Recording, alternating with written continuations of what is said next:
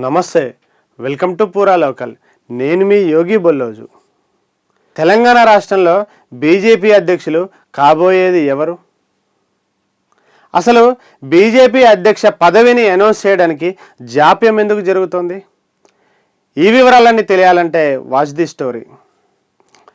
2020లో తెలంగాణ రాష్ట్ర బీజేపీకి బండి సంజయ్ అధ్యక్షులయ్యారు. అయిన తర్వాత తెలంగాణ రాష్ట్రంలో ఎలాగైనా బీజేపీని అధికారంలోకి తీసుకురావాలని శాయశక్తుల ప్రయత్నాలు చేశారు. పార్టీ సంస్థాగత నిర్మాణం బలంగా చేశారు. దాంతోపాటుగా ప్రజా సంగ్రామ యాత్రల పేరుతో కూడా పాదయాత్రలు చేస్తూ ప్రజల్లోకి వెళ్ళారు. పార్టీకి ఎంతో ఆదరణ తీసుకొచ్చారు. అయితే అనుకోకుండా 2023 అసెంబ్లీ ఎలక్షన్స్కి ముందు బండి సంజయ్ని రాష్ట్ర అధ్యక్షుడి పదవి నుండి తొలగించింది జాతీయ నాయకత్వం. ఆ తర్వాత వెంటనే కిషన్ రెడ్డిని స్టేట్ ప్రెసిడెంట్గా అనౌన్స్ చేశారు. కిషన్ రెడ్డి సారథ్యంలో కూడా 2023 అసెంబ్లీ ఎలక్షన్స్కి వెళ్ళారు. అదేవిధంగా ఆ ఎలక్షన్స్లో బీజేపీ దాదాపు 8 మంది ఎమ్మెల్యేలతోని భారీ ఆధిక్యాన్ని సాధించింది. ఓటు శాతం కూడా పెంచుకుంది. ఆ తర్వాత 2024 ప్రారంభంలో లోక్సభ ఎలక్షన్స్ జరిగింది. అదేవిధంగా కిషన్ రెడ్డి స్టేట్ ప్రెసిడెంట్గా ఉండే నాయకత్వంలో 8 మంది ఎంపీలు గెలిచారు.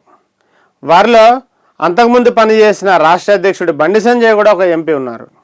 మళ్ళీ రాష్ట్ర అధ్యక్షుడు ఎవరవుతారు అనే అంశానికి వచ్చినప్పుడు బండి సంజయ్ కొన్ని రోజుల క్రితమే మీడియాతో మాట్లాడుతూ, నన్ను కేంద్ర సహాయ మంత్రిగా చేసిన జాతీయ నాయకత్వానికి నేను కృతజ్ఞతలు తెలియజేస్తున్నా.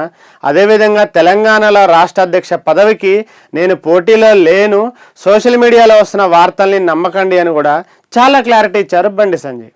ఆ తర్వాత కిషన్ రెడ్డి విషయానికి వస్తే, ఈయన కేంద్ర క్యాబినెట్ మంత్రి అయ్యారు. ఆ మంత్రిగానే నేను కొనసాగుతా, రాష్ట్ర అధ్యక్షుడిగా మళ్ళీ పనిచేసే ఇంట్రెస్ట్ నాకు లేదు, కేంద్ర మంత్రిగానే కొనసాగుతాను కూడా తనదైన శైలిలో పార్టీలో అంతర్గతంగా సమాచారం ఇచ్చారు. అయితే వీరిద్దరితో పాటు ఎంపీగా ఉన్న రఘునందన్ రావు, ఈటెల రాజేందర్, ధర్మపురి అరవింద్, డికే అరుణ, ఎన్ రామచంద్రరావు, రాజాసింగ్ పేరు కూడా రాష్ట్ర అధ్యక్షుడి అంశంలో వీళ్ళ పేర్లు తెర మీదకి వచ్చాయి. అయితే ఇది ఈ సంవత్సరం డిసెంబర్ చివరి వారంలోపు బీజేపీ తెలంగాణకి రాష్ట్ర అధ్యక్షుడు ఎవరవుతారు అనే విషయం మీద ఒక స్పష్టత వస్తుంది. తప్పకుండా రాష్ట్ర అధ్యక్షుడి నియామకం జరుగుతుంది అని కూడా జాతీయ నాయకత్వం నుండి సందేశాలు వచ్చినట్లు మనకు సమాచారం. కానీ ఆ తర్వాత జనవరి 1st వీక్ లోపు అనౌన్స్ చేస్తామన్నారు, లేదంటే సంక్రాంతి లోపు అనౌన్స్ చేస్తామన్నారు. ఇప్పటి వరకు దానికి సంబంధించిన ఏ సమాచారం లేదు. రాష్ట్ర స్థాయి నుంచి జాతీయ స్థాయి వరకు కింద కార్యకర్తల్లో కూడా ఈటెల రాజేందరే ఖచ్చితంగా ఈసారి తెలంగాణ బీజేపీకి రాష్ట్ర అధ్యక్షులు అవుతారు అనే చర్చ కూడా జోరుగా సాగుతోంది. దాంతోపాటు రఘునందన్ రావు, మెదక్కి ఎంపీగా ఉన్న రఘునందన్ రావు కూడా తానే రాష్ట్ర అధ్యక్షుడు అవుతానంటూ ధీమా వ్యక్తం చేస్తున్నారు. వారితో పాటు ధర్మపురి అరవింద్, నిజామాబాద్ ఎంపీ, వారు కూడా నేనే రాష్ట్ర అధ్యక్షుడు అవుతా అంటూ చాలా ధీమా వ్యక్తం చేస్తున్నారు. అయితే గతంలో దుబ్బాక ఎమ్మెల్యేగా పనిచేసిన రఘునందన్ రావు ప్రజల గొంతుకగా భారతీయ జనతా పార్టీ వాయిస్ని ప్రజల్లోకి తీసుకెళ్లేదానికి చాలా స్ట్రాంగ్గా పనిచేశారు. ధర్మపురి అరవింద్ కూడా ఫైర్ బ్రాండ్గా పేరు తెచ్చుకొని యువత చాలా క్రేజ్ ఉన్న వ్యక్తి. అయితే ఇక్కడ ఇంకొక అంశం ఏంటంటే 2023 అసెంబ్లీ ఎలక్షన్స్లో బీజేపీ ఒక కొత్త నినాదం ఎత్తుకుంది. అదేంటంటే తెలంగాణలో బీజేపీ నుంచి బీసీనే ముఖ్యమంత్రి చేస్తాం అనే ఒక నినాదం ఎత్తుకుంది. ఆ నినాదాన్ని ప్రజల్లోకి తీసుకెళ్ళింది. అయితే ఎలక్షన్లో అనుకోకుండా అధికారంలోకి వచ్చేంత మెజారిటీ కాకుండా కేవలం 8 స్థానాలకే పరిమితమైన బీజేపీ ప్రస్తుతం అదే బీసీ పేరుతోని తెలంగాణ రాష్ట్ర అధ్యక్షుడిని బీసీనే చేస్తాం అంటూ కూడా అంతర్గతంగా చర్చ జరుగుతుందని సమాచారం. అయితే బీసీల్లోకి వస్తే ఈటెల రాజేందర్ బీసీగా ఉన్నారు, ధర్మపురి అరవింద్ కూడా బీసీగా ఉన్నారు. అయితే ఈటెల రాజేందర్ బీసీ సామాజిక వర్గానికి చెందిన ముదిరాజ్ నేతగా ఉన్నారు.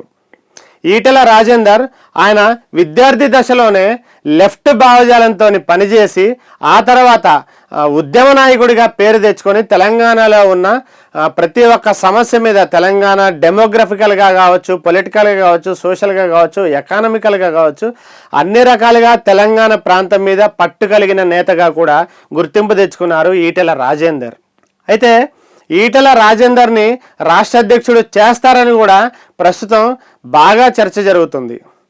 కానీ కొన్ని రోజుల క్రితం వరకు ఈ లెఫ్ట్ భావజాలం కలిగిన వ్యక్తిగా ఈటెల రాజేందర్ తన రాజకీయ జీవితాన్ని ప్రారంభించడం, బీఆర్ఎస్లో కూడా చాలా కాలం ఎమ్మెల్యేగా పనిచేయటం, మంత్రిగా పనిచేయటం, బీజేపీలోకి ఈ మధ్య వచ్చారు కాబట్టి ఒక కొత్త నేతగా చూస్తుండడం లాంటి కారణాలతోని ఆర్ఎస్ఎస్ రాష్ట్రీయ స్వయం సేవక్ సంఘ్ ఏదైతే ఉందో అది ఈటెల రాజేందర్కి రాష్ట్ర అధ్యక్షుడి పదవి ఇవ్వొద్దు అన్నట్టు కొంతకాలం అడ్డుపడ్డట్టుగా చర్చ జరిగింది.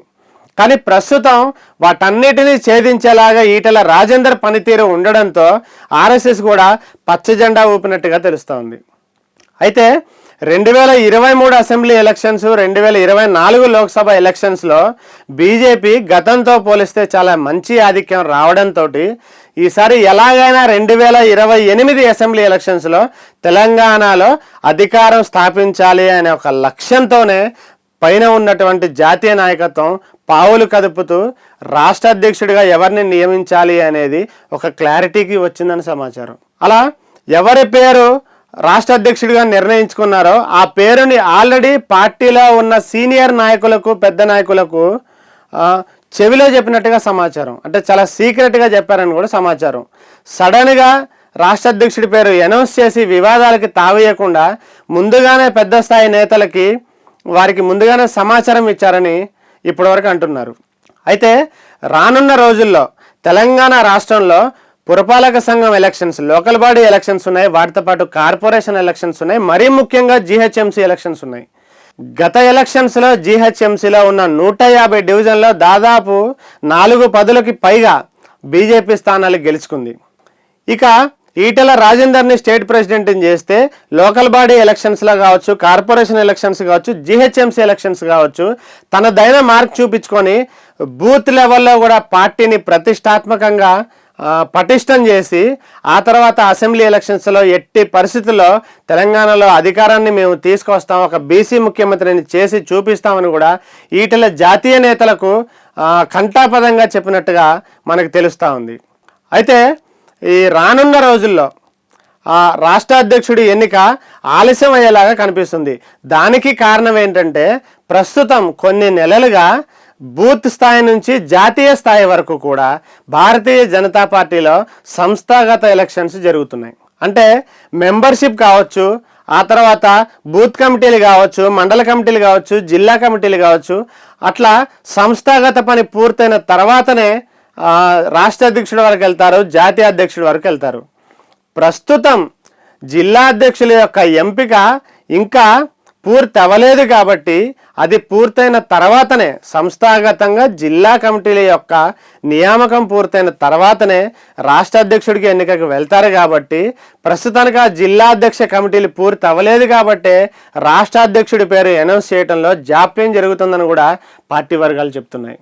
అంటే కేవలం ఈ సంస్థాగత ఎన్నికల దృష్ట్యా మాత్రమే రాష్ట్ర అధ్యక్షుడి ఎన్నిక అనేది పెండింగ్లో పడింది తప్పితే వేరొక కారణం ఏమీ లేదు అని కూడా చెప్తున్నారు. మరి డిసెంబర్ చివరి వారం కల్లా రాష్ట్ర అధ్యక్షుడి ఎన్నిక పూర్తి చేస్తాం, ఈలోపు సంస్థాగత ఎన్నికలు కూడా పూర్తవుతాయని భావించిన నేపథ్యంలో అది పూర్తి కాలేదు. సంక్రాంతిలోపు కూడా రాష్ట్ర అధ్యక్షుడి పేరు అనౌన్స్ చేస్తామన్నారు, అది కూడా పూర్తి కాలేదు. దీని గురించి తెలంగాణ బీజేపీకి స్టేట్ ఇన్ఛార్జిగా ఉన్నటువంటి సునీల్ బన్సల్ కూడా ఈ తెలంగాణలో ఉన్నటువంటి 30 జిల్లాల అధ్యక్షులతోని ఇంకా కొంతమంది ముఖ్య నేతలతోని ఈ మధ్య కాలంలో ఒక మీటింగ్ పెట్టారు. ఆ మీటింగ్లో జిల్లా కమిటీల పనిని తొందరగా పూర్తి చేయండి అని సూచించారు. మిగిలిన 8 జిల్లాల్లో, అంటే బీజేపీ సంస్థాగతంగా 38 జిల్లాలుగా విభజించింది కాబట్టి మిగిలిన 8 జిల్లాల ముఖ్య నేతలతోని, ప్రజాప్రతినిధులతోనూ కూడా మరొక మీటింగ్ కండక్ట్ చేసి ఈ జిల్లా కమిటీలని వేగవంతం చేసే పనిలో పడింది బీజేపీ. అయితే ఇదంతా కూడా జనవరి ఎండింగ్ నాటికి లేదంటే ఫిబ్రవరి 1st, 2nd వీక్ వరకు టైం పట్టే అవకాశం ఉంది. కాబట్టి స్టేట్ ప్రెసిడెంట్ పేరు అనౌన్స్ చేయటం అనేది ఆలస్యం అవుతుంది.